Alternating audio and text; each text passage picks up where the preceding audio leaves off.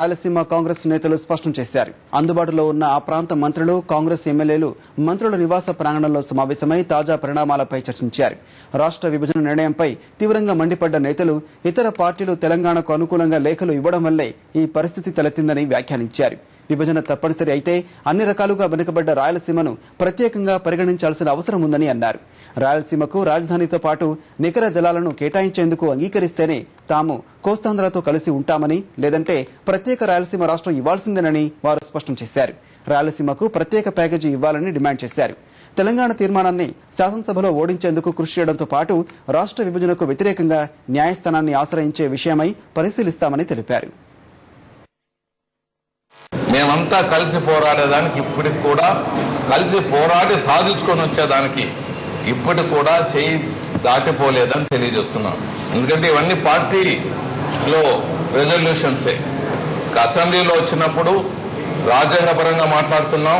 ఎలా దాన్ని ఓడించాలి, ఓడగొట్టాలి, ఆ రెజల్యూషన్ని ఎలా మేమందరూ కలిసికట్టుగా దాన్ని ఓడగొట్టే దిశలో అది కూడా ఒకటి రాజ్యాంగ నిపుణులతో మాట్లాడుతున్నాం.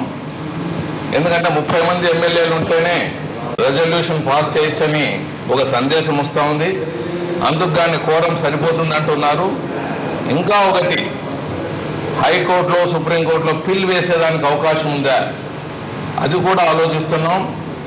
మాకు నికర జలాలు, రాయలసీమ ప్రాంతాలకు నికర జలాలను ఇస్తూ రాజధానిగా ఒప్పుకుంటూ ఆంధ్ర వాళ్ళు సమ్మతిస్తే, ఆంధ్ర నాయకులు సమ్మతిస్తేనే రాయల ఆంధ్రాకు మేము ముందుకు పోతాం. అందరూ ఏక వచనంతో చెప్తున్నారు. ఇది శ్రీబాగ్ ఒప్పందం, వాళ్ళ గడ్డ మీద ఇచ్చిన ఒప్పందమే, ఇది కొత్త ఒప్పందం కాదు. ఏదేమైనా రాయలసీమలో క్యాపిటల్ అనేది కావాలి. మా డిమాండ్స్ ఒప్పుకుంటే తప్ప రాయల్ ఆంధ్రాతో కొనసాగేది ఉంటుంది. లేని ఎడల గ్రేటర్ రాయలసీమ గానో లేకపోతే రాయలసీమగానో మేము ఉండిపోతాం. దానికి సంబంధించినటువంటి హెసిటేషన్స్ ఉంటాయని చెప్పేసి తెలియజేసుకుంటున్నాం. ఈరోజు అందరి యొక్క మనోభావాలు కూడా అన్ని రకాలుగా నష్టపోయినటువంటి వారం, కష్టపడ్డటువంటి వారము.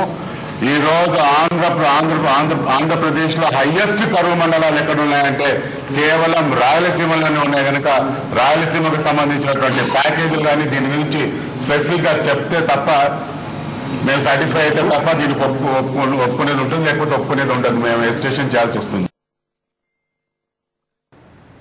సీమాంధ్ర కాంగ్రెస్ ఎమ్మెల్యేలు, ఎమ్మెల్సీలు రేపు సమావేశమవుతారని మంత్రి శైలజనాథ్ చెప్పారు. రేపటి సమావేశంలో భవిష్యత్ కార్యాచరణ ఖరారు చేస్తామని తెలిపారు.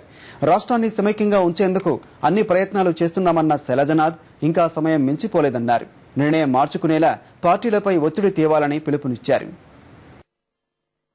ఆంధ్ర వైభవం మరొక్కసారి, తెలుగు వారి వైభవం మరొక్కసారి చేతిలో ఇంకొకసారి చీల్చేయబడింది.